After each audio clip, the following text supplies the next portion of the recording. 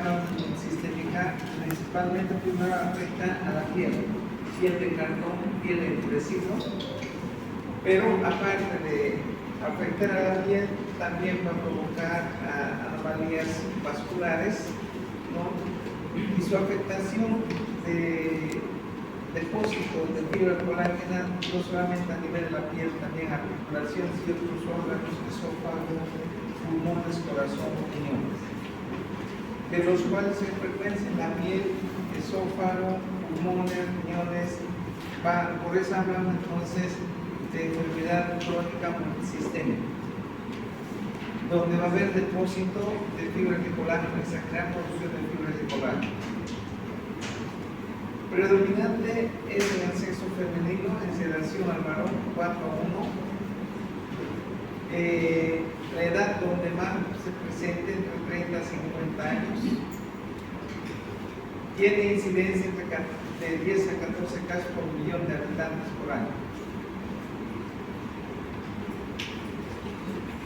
La etiología de esclerodermia no tiene causa conocida.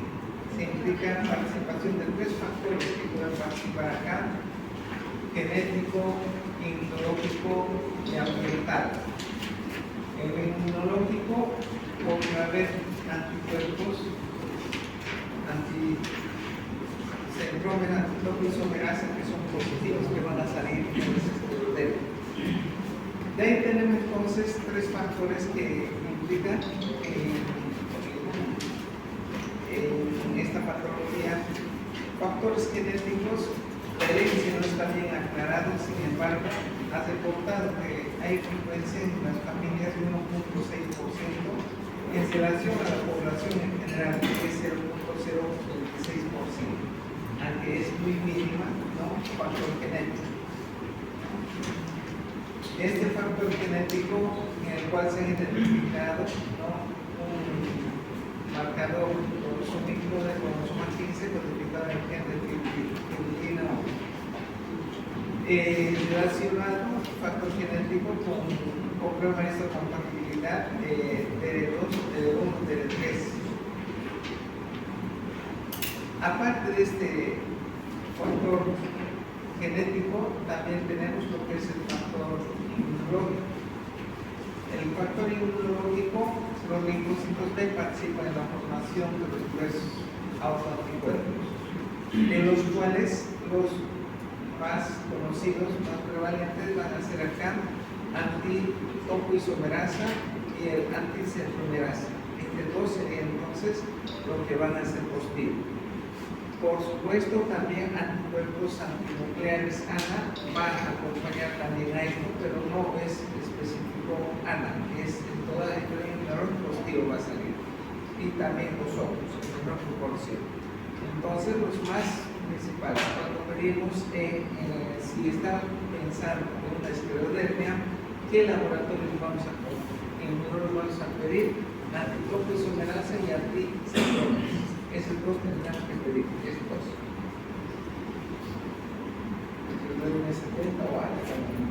Bueno, los factores ambientales, la incidencia es mayor en los hombres que trabajan en las minas de carbón. Hay datos que sugieren que por el silicio puede ser un factor predisponente, lo mismo sucede por el hilo, asbesto y clorofila. Entonces, ciertos grupos de personas, ¿no?, indiferentemente que sean hombres, mujeres, los hombres solo están trabajando en el carbón. En relación a esa gente que trabaja en estos ambientes versus los grupos que no trabajan en este lugar, entonces más peligrosidad tienen los que trabajan en este tipo de ambientes, ¿no?, de desencadenar lo que es las esclerodermias. Por tanto, los 3 factores se van dando: factores genéticos, que es muy pequeño, más de 1.6% en relación a la población general, en relación al porcentaje, ¿no?, en relación a la población general es el 0.26, que va a ser mínimo. Otro inmunológico, antitopoisomerasa, anticentromerasa, y el factor ambiental, los que trabajan en el carbón o el otro tipo de polvo, silicio o polvillos, asbestos, plomicina. Una vez mencionando los tres factores predisponentes para la aparición de lo que es esta enfermedad ciclodermia, existen en la patogénesis tres procesos anormales involucrados en el desarrollo de la enfermedad ciclodermia. Hay una vasculopatía, inflamación y la fibrosis. Entonces, lo que se va a presentar: vasculopatía, inflamación y la fibrosis. En primer lugar, la vasculopatía está puesta fundamentalmente en los aspectos en el que de las manifestaciones vasoespásticas típicas, esclerosis sistémica del nombre renal y las telangiectasias. Estas manifestaciones, ¿no?, pueden aparecer, y eso años antes de lo que aparezca el endurecimiento de la piel, lo que es el esclerodermia. Muchas veces las manifestaciones aparecen todavía con lo que es las artralgias y fenómenos de neuralgia, telangiectasia. Con estas manifestaciones van presentándose, posterior van apareciendo lo que es las manifestaciones cutáneas, ¿no?, que más nos va a hacer identificar la enfermedad. Entonces tenemos la vasculopatía, las paredes de los vasos mismos se van acumulándose la fibra de colágeno, entonces va a llevar a fenómenos de Lau y a las telangiectasias, ¿no?, alteración de la telangiectasia, los neovasos que se van a formarse porque algunos se van terminando de obstruirse. Entonces ahí tenemos telangiectasias. Aparte de la vasculopatía, otro es la inflamación. En esta vasculopatía predispone, como la dije, a la inflamación de la piel, una inflamación predispone a este proceso inflamatorio. El proceso inflamatorio daña las células endoteliales, conduce a la activación de estos órganos, formando una sola capa. Células se ven una vez como producción y liberación de numerosas citocinas macrófagos. Entonces, va a haber liberación de endotelio 1, factor transformador de crecimiento, ¿no? Hay incremento de moléculas de adhesinas y factores de Golgi-Leblanc. Las endotelinas es un vasoconstrictor potente, además promueve adhesión a los leucocitos al endotelio. Por otra parte, factor transformador de crecimiento participa activando los fibrosis, estimulando la síntesis de varios componentes de tejido conectivo. De alguna manera ya están estimulando a que se produzca fibra de colágeno. Factor Golgi-Leblanc ocasiona agregación, activación plaquetaria, y ello a su vez conduce a la producción de otras sustancias vasoactivas y factores de crecimiento, estimulación de fibroblastos y síntesis de colágenos. Factor citotóxico endotelial, también este grupo de inflamatorios secretan linfocitos T activados, tenacéricas, citotoxinas endoteliales, ¿no? Y también endotelina 1, vasoconductores estimulantes, fibroblastos y células de las células musculares. Como respuesta inflamatoria, autoinmune hay activación de linfocitos TCD4 y de monocitos y producción de las citocinas interleuquina 1, 4, 6, factor necrosis tumoral. Algunas de estas son capaces de contener la activación de los fibroblastos y esto incrementa la fibrosis para la producción de colágeno.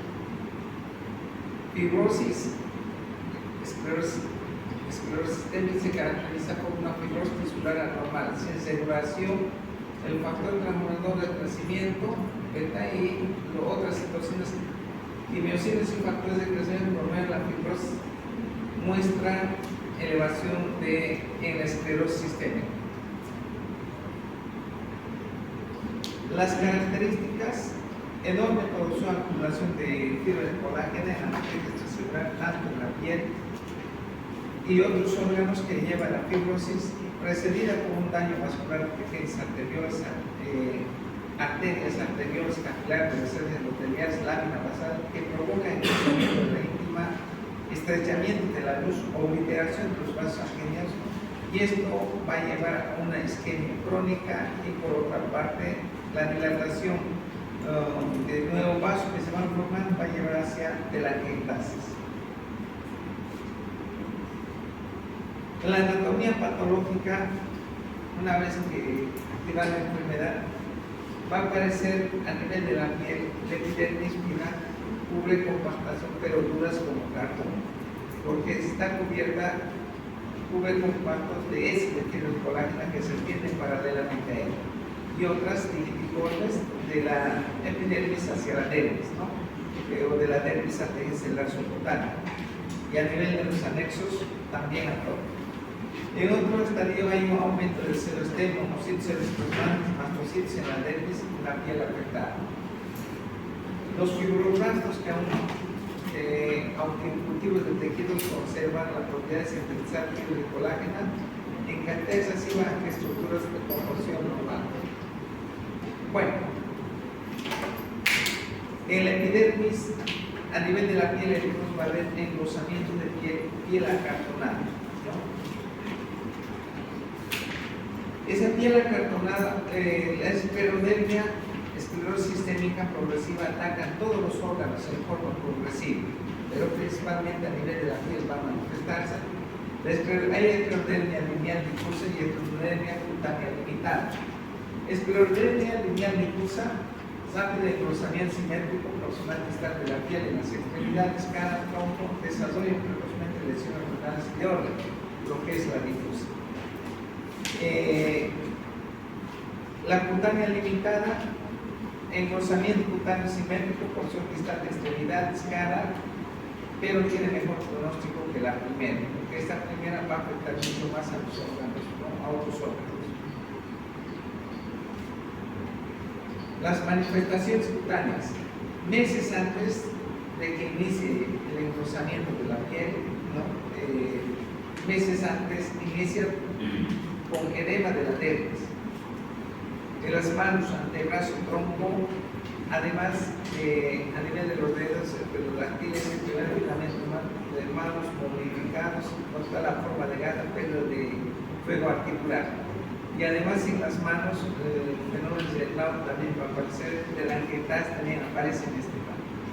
Y así a medida que va avanzando, que va aproximándose, primero entonces, la primera manifestación sería inflamación de la dermis, ¿no? Otra característica es los dolores articulares en las esclerodactiles. Otra facies característico donde va a perder los pliegues nasolabiales, mentolabiales, la característica cara de pajarito, ¿no? Esa característica va a tener los que tienen esclerodermia. Esta es la facies que va a tener, ¿no? Que no puede, los movimientos normales de la boca no pueden abrir bien, ¿no? Entonces, entre la manifestación está el engrosamiento de la piel, una característica en facies de cara de pajarito. Ahí está, la piel. También va a haber manifestaciones digestivas. Entre las manifestaciones digestivas es fibra colágena, también se va a depositarse, donde va a ir perdiendo el peristaltismo, y esto se va a presentar en 2/3 inferiores del esófago. No hay peristaltismo, es esofágico, hay vaciamiento dentro de la mucosa, suele observarse erosiones y ulceraciones. Radiológicamente, el endurecimiento del tránsito intestinal y dilatación de asas delgadas. Entonces, en el esófago, por disfagia y por pirosis se va a caracterizar. Movimientos van perdiendo como un tubo sígido, se vuelve el tubo digestivo de esta parte. Manifestaciones cardiovasculares, insuficiencia cardíaca izquierda, hipertensión arterial sistémica, hipertensión pulmonar, pericarditis, trastorno de ritmo.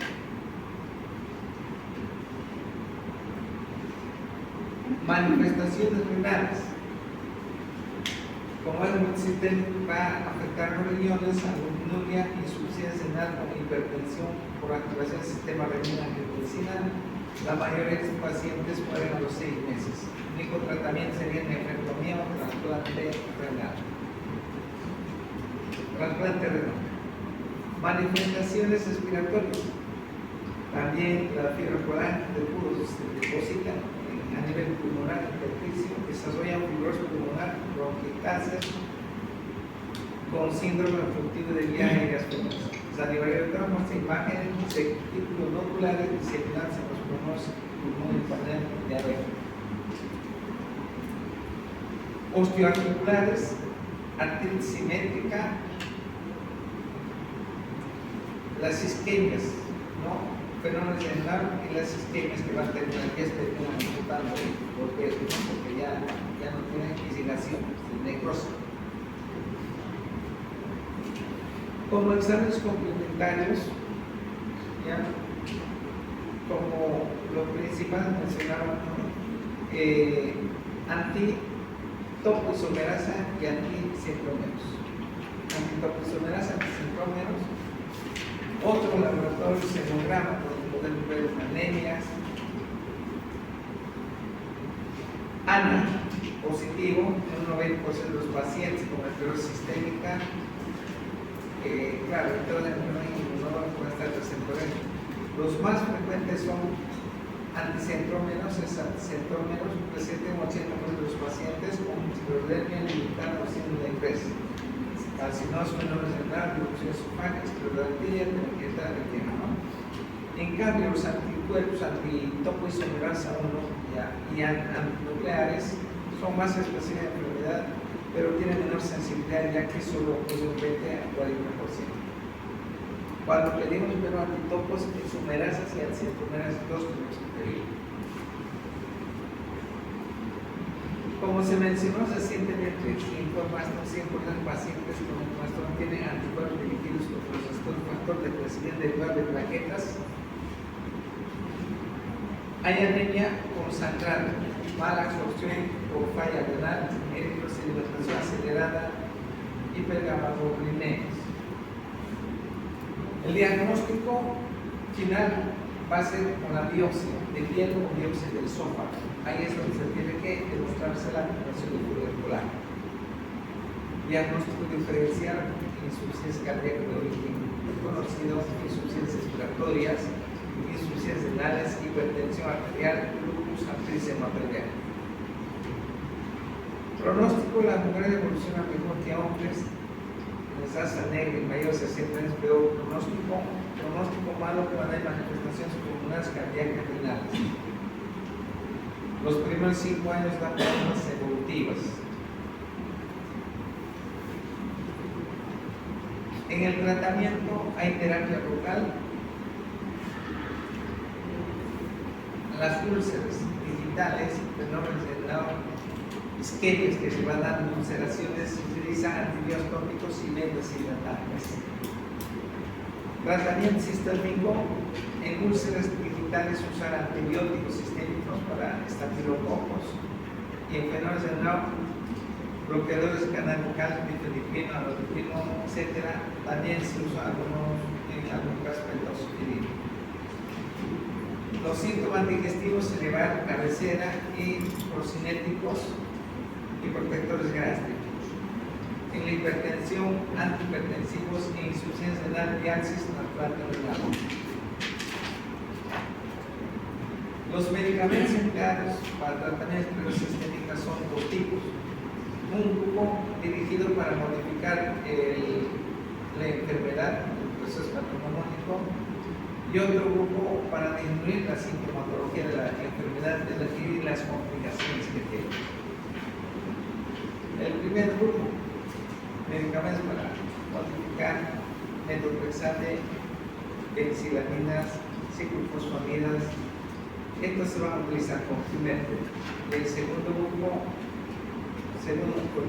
corticoides también. En el segundo grupo van a entrar ya los vasodilatadores antihipertensivos, bloqueadores de canal de calcio, difenidrino, gran mundial para tratar el fenómeno del Lahr, pentoxifilina también, tocinéticos, ¿no? Las fibrosis que va a haber en el esófago, inhibidores H2, antiácidos para manifestaciones digestivas altas. Antibióticos para infecciones cuando aparezcan sobreagregadas sobre las úlceras, inhibidores de CAP para hipertensión arterial, compromiso renal. levotiracetina para manejo de hipertensión pulmonar y otras alteraciones vasculopatías. Y así sucesivamente, para cada manifestación se va planteando eso. Y por último, tratamiento quirúrgico, simpatidectomía cervical y simpatidectomía digital, microquirúrgicos. Fisioterapéutico para conservar la fuerza muscular y evitar contracturas articulares. Eso sería entonces lo que es la enfermedad de la esclerodermia.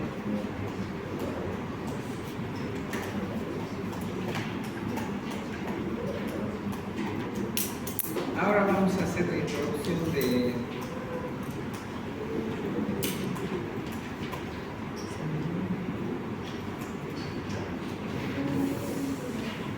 hematología. Es cortito esto, después ya me dicen, vamos, coordinan cuándo van a dar el examen para hematología. De las prácticas, ¿cómo vamos? Doctor, vuelvo a iniciar la primera semana del lunes. Vuelvo a iniciar la primera semana del lunes con el segundo parcial de reumatología. Pero si iniciamos la primera semana del lunes, porque muchos están programados en forma alternativa para sus otras prácticas. Por ahí les choca. Sí, ¿Entienden? Claro, por eso la anterior semana ellos se programaron para ir, digamos, un miércoles. Y esta semana que no tenía que ir se programaron para otra materia. En esa hora, ese miércoles para ir, por ahí les va a chocar. ¿Por qué no hacemos lo mismo? Llegamos, es como si el primer grupo ya habría pasado, comenzamos con el segundo grupo de lunes, ¿me entienden, no? Y siguiente semana continúa con el primer grupo. No, analizando un poquitito, ¿es así o no? Sí, prácticas alternas. Yo si tenía martes mi práctica, sé que los martes van a digamos, prácticas en Guaracachi, pero los otros martes que no me tocaba siguiente semana, porque la otra mitad del grupo está en entonces me programé una materia, pero le puede chocar o no pasa nada.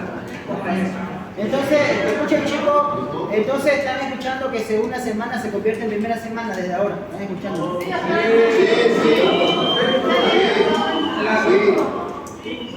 ¿Es ahora o nunca? Para que no estén... No se complica, pero no me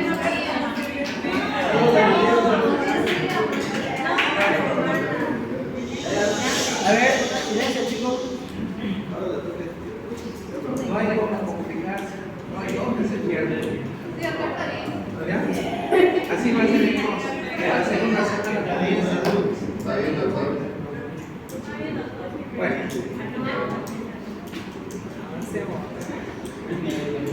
Enfoque clínico de enfermedades hematológicas de las anemias. Ya esto conocen ya.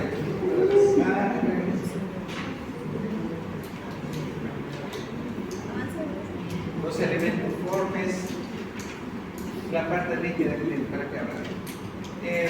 Se produce hematopoiesis, la alteración de sangre del flujo, se refleja en los trastornos medulares y del torrente circulatorio. Y aparte de esto, para la formación, factores predisponentes también tiene que haber para que pueda haber anemia, ¿no? En tres formas se puede presentar entonces. Uno, ya, el torrente circulatorio está tranquilo, normal. La médula no tiene ninguna enfermedad, pero en este caso los factores predisponentes o los estimulantes para esta formación cuando no hay. Un ejemplo, falta de eritropoyetina, va a llevar una anemia. Aquí la médula funciona bien, el torrente circulatorio no hay ninguna alteración, ¿me entienden? Entonces, por falta de eritropoyetina. Falta de vitamina B12 o falta de hierro, lo mismo. Cuando hay carencia, entonces también va a llevar a las anemias, pero aquí tampoco hay alteración de la médula ni alteración a nivel del torrente circulatorio. Bueno, las etapas y órganos hematopoyéticos de la hematopoiesis van a ser hematopoiesis prenatal. En la prenatal hay embrionario, fetal y medular. Y la otra es la postnatal. En la prenatal y embrionaria, el primer trimestre saco uterino hasta los 2 meses, la producción de los elementos cortos. Periodo fetal en el hígado y el vaso de 3 a 5 meses. Y en el periodo medular del 5.º mes adelante en el periodo medular. Y en la hematopoiesis postnatal netamente a nivel de la mente, la producción de glóbulos rojos. Origen de los elementos formes, la orden de las células del sistema hematopoyético, eritrocitos, eritroblastos basófilos, eritroblastos cromatófilos, ortocromáticos, reticulocitos y el eritrocito. Los granulopoyéticos, monocitos macrófagos, mieloblastos, promielocito, mielocito, granulocitos, neutrófilos y no basófilos. Sistema linfopoyético, linfoblastos, prolinfocitos y linfocitos. Anemias no tiene una definición como diagnóstico de enfermedad, sino es una consecuencia de alguna enfermedad. No tiene definición sencilla, no es diagnóstico satisfactorio ni ofrece base útil para tratamiento, porque es más bien una complicación de diferentes enfermedades. Síndrome anémico, conjunto de signos síntomas determinados por la anemia. Síndrome anémico. Los síntomas dependen de una serie de factores: enfermedad causal, rapidez con que se desarrolla anemia y el grado bajo de la hemoglobina y de los glóbulos rojos. Los síntomas van a depender de ahí. Enfermedad causal, ¿qué es lo que le está llevando a esa anemia? Una insuficiencia renal puede estar llevando una hemorragia, una úlcera gástrica puede estar llevando a esto, una leucemia puede estar llevando a esto. La rapidez con que se desarrolla anemia, las manifestaciones van a ser mucho más marcadas cuando es aguda en relación a la crónica, porque cuando entra una anemia y hay microsacradas a nivel del tracto intestinal poquito a poco, pero en largo tiempo, ¿no? La hemoglobina bajó a 11, después de un mes bajó a 10, otros 2 meses bajó a 7, a 8, el organismo ha ido acostumbrándose a ese nivel de hemoglobina. Claro, después de 7, 5, 6 ya van a aparecer las manifestaciones de lo que va a ser la disnea, ¿no? Al caminar ya se cansan los pacientes, etc. Entonces, mareos que van a tener, pero se va adaptándose, tanto así, a veces nos sorprendemos cuando llegan pacientes blancos como papel. Se hace una hemoglobina de 3, pero caminando llegando. ¿Me entienden? Cuando es crónica, entonces van adaptándose a ello, ¿no? Y la otra, cuando es aguda, cuando hay una hemorragia masiva. No solamente la anemia lo va a llevar a esto, sino una hemorragia masiva que se da en forma aguda. También aquí vamos a encontrar la hipotensión que lo va a manifestar. Entonces, depende cómo se va interrogando la rapidez con que se desarrollan las anemias. Y también cuando es bien aguda, no podemos también guiarnos solamente con la hemoglobina. Como por ejemplo, cuando hay una hemorragia masiva, sabe que ha perdido, digamos, un litro y le toma, digamos, hace 20 minutos una ruptura de arteria, tenía una herida cortada, perdió. Lo tomaban la sangre del paciente y van a la materia sapito, ¿cuánto de hemoglobina lo van a tener? ¿Va a ser real o no? No. Una hemoglobina de 11, 12 quizás lo voy a encontrar, sin embargo, ha tenido ya pérdida de sangre. Entonces no va a ser real, ¿no? Al pasar las horas, tercer espacio que va a esa hipotensión, ese pérdida de volumen, el tercer espacio va pensando, como se va diluyendo la sangre, y después va a salir lo que es real, es un hemoglobina, ¿no?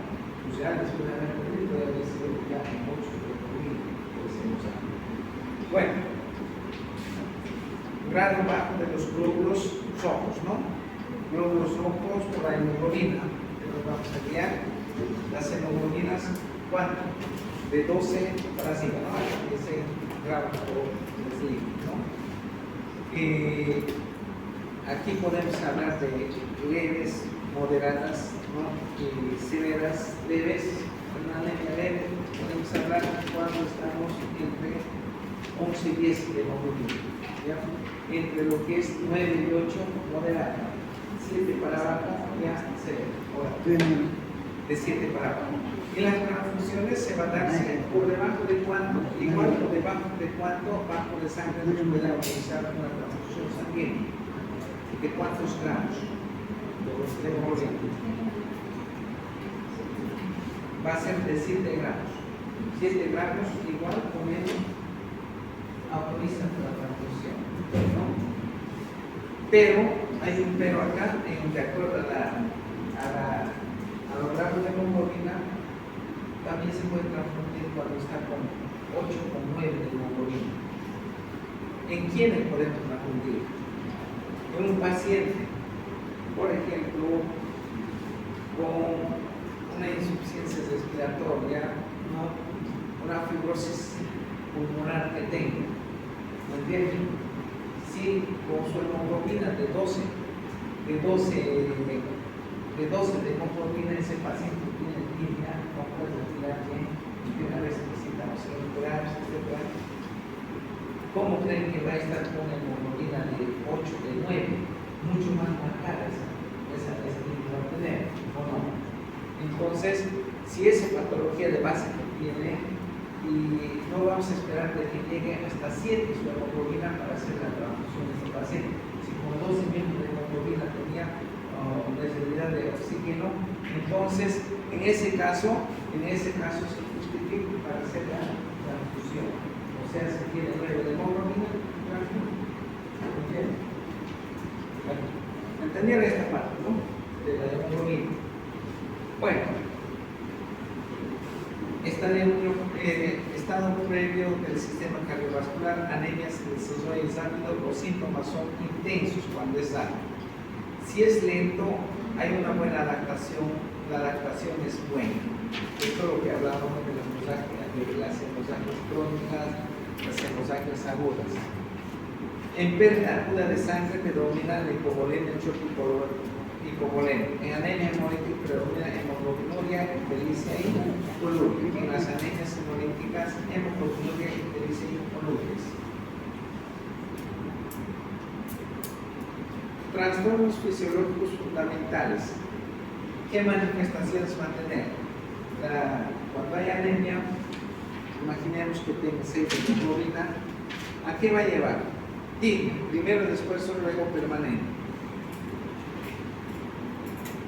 La frecuencia respiratoria va a estar aumentada. Una manifestación que va a llevar entonces es la disnea. Frecuencia respiratoria aumentada con su taquicardia. Frecuencia cardíaca, taquicardia, después luego permanente. Baja viscosidad de sangre, hasta soplos sistólicos puede dar. Entonces tenemos frecuencia respiratoria aumentada, taquipnea, frecuencia cardíaca aumentada, taquicardia, paciente disneico, sistema neuromuscular por la hipoxemia, cefaleas, los vértigos, mareos, aumento de sensibilidad al frío, ictus, debilidad, fatiga, irritabilidad, desconcentración, etc. Estas van a ser entonces las manifestaciones que van a tener un paciente con anemia, disnea, taquipnea, taquicardia, cefaleas, mareos, vértigos, debilidad, fatiga, etc. Al examen físico, lo más común, la palidez cutánea. La clasificación etiopatogénica de las anemias premedulares, medulares y postmedulares. Mejor si nos más nos vamos a dar cuenta, digamos, para tomar conducta o para ubicar mejor, si es que los anemias lo tomamos, lo vemos desde ese punto medular, premedular, medular, postmedular, en este tipo de clasificación. Anemias premedulares o carenciales es por dificultad en formación de glóbulos rojos. ¿Qué cosas puede llevar a la dificultad de formación de glóbulos rojos? Dificultad en la formación de hemoglobina, deficiencia de hierro, deficiencia de proteínas. Falta de biocatalizadores que favorecen el glucoyés, deficiencia de vitamina B12, deficiencia de ácido fólico. Entonces, aquí es por carencia, ya sea proteico, hierro, vitamina B12 o ácido fólico. Por falta de eso, entonces puede llevar a las anemias. Esto corresponde entonces al tipo de las anemias premedulares. Falta de hierro, las anemias microcíticas, de proteínas, aquí mayormente las anemias microcíticas, deficiencia de vitamina B12, ácido fólico, los macrocíticos, ¿no? Según volumen corporal medio. Las otras son anemias medulares, aplásticas o hipoplásticas, aplásticas o hipoplásticas. Es por destrucción o inhibición de retropoiesis medular a nivel de la médula ósea en alteración. Anemia plástica constitucional de Fanconi, anemia roja pura de la Fanconi, la artritis idiopática y las secundarias. En general aquí hablamos de todo lo que son de las anemias aplásicas. Las aplásicas, qué características en el hemograma van a tener. Una sola placa, todas las aplásicas va a llevar a pancitopenia. No solamente va a haber anemia, va a haber trombocitopenia, va a haber leucopenia. Todos los elementos no se pueden probar por la médula, no están funcionando bien. Ya perdimos el 3%, un 30% no se funciona, entonces todos los elementos van a bajar. Entonces, ¿qué alteraciones hematológicas encontramos en la clásica? Encontramos pancitopenia. Bueno, y por último tenemos las anemias postmedulares, la pérdida de sangre aguda y crónica, ya poshemorragia, por hemorragias agudas y hemorragias crónicas. Y también tenemos aquí por destrucción aumentada de los hematíes. En este grupo intracorpusculares, extracorpusculares tenemos las anemias hemolíticas. En intracorpusculares, hemoglobinupatías, esclerosis congénita hereditaria, talasemias, juvenil parasítica nocturna, enzimopatías. Son anemias hemolíticas intracorpusculares. Y las extracorpusculares son las anemias autoinmunitarias y también las anemias por infecciones o sustancias tóxicas. En las infecciones vamos a tener lo que es en Bolivia, que tenemos en las infecciones en pan, ¿qué parece? Agredimos paludismo. La malaria. Por la malaria.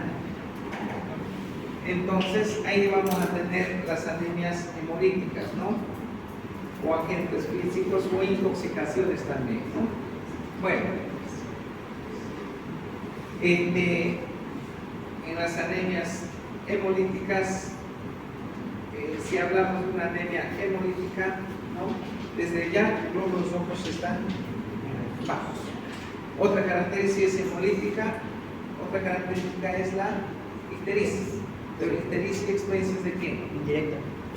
De la bilisubina indirecta, ¿no? Bilisubina indirecto y otro acompaña aquí las esplenomegalia. Bueno, y si habría una anemia hemolítica, ya ven una anemia, una hemoglobina de 7 y tiene hemoglobina de 7 y hay una ictericia a expensas de la bilirrubina indirecta. Eso lo tienen en su laboratorio. Ustedes sospechan una anemia hemolítica. Lo primero tendrían que buscar qué cosa. Comenzar con las extracorpusculares. ¿Entienden? Entre los extracorpusculares, lo primero tendrían que descartar ¿qué? Los autoinmunitarios. Y para esas autoinmunitarias, ¿qué pedirían? ¿Prueba de COMS? Desde COMS. ¿Me entienden? Desde COMS. Desde COMS positivo quiere decir que es un tipo autoinmunitario.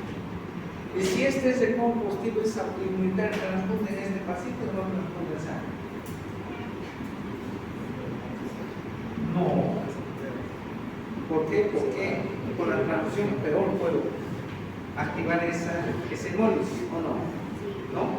Si sus propios células no están reconociendo, si su propio equipo no está reconociendo, peor va a ser entonces la sangre de persona externa, ¿no? Entonces aquí el tratamiento va a ser con qué? ¿Podemos darle hidropoyetina? Con corticoides. Ese es antes que se proceder de la autoinmunitaria, ¿no? Con corticoterapia.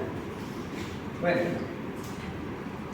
si no es autoinmunitaria, ya descartas autoinmunitaria, entonces con calma vas siguiendo, ¿no? Vas progresando. Si no es autoinmunitaria, es negativo, ya te da opción, hacer una opción también si hay X detenimiento, sin necesidad, ya te puede dar, si está muy anémico, ¿no? Después vamos buscando la otra, que va a ser, nuestro método es el paludismo. ¿A base de qué? Gota gruesa, ¿no? Y si sale el paludismo positivo, el tratamiento. Aquí hay un centro de malaria, informar, hacer soporte. Claro, mañana pasado van a ser médicos ustedes, ¿o no? ¿Cuál es la conducta que van a hacer? Encontraron anemia, encontraron ictericia, a expensas de la bilirrubina indirecta. Además, el paciente incluso con cuadros febriles, etcétera, toda la clínica está dando gota gruesa, sacaron y es positivo. Hacen su deporte, centro de malaria aquí en el tercer año, por donde entre alemán y tercer año llaman un poquito ahí está. Todo es malaria. Ahí informan, van, y ahí les van a dar los medicamentos y van a hacer seguimiento de ese paciente. Dónde está hospitalizado y todo eso. ¿A base de qué se hace tratamiento eso?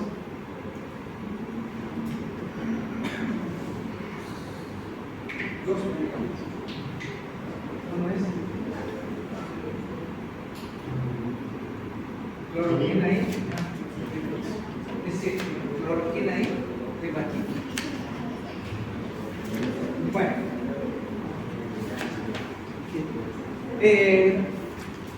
ya si eso es negativo, se va buscando, ¿no? Va yendo de una vez descartar esto, ya se va yendo a la intramuscular, neuropatías, esferotrosis, etcétera, pero esto ya con calma va avanzándose.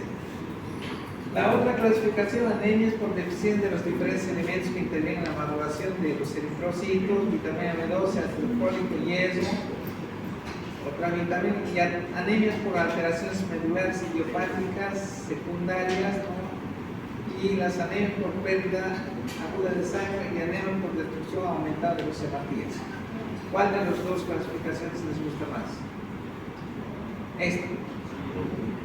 Premedular, medular y postmedulares. Premedular, medulares y postmedulares.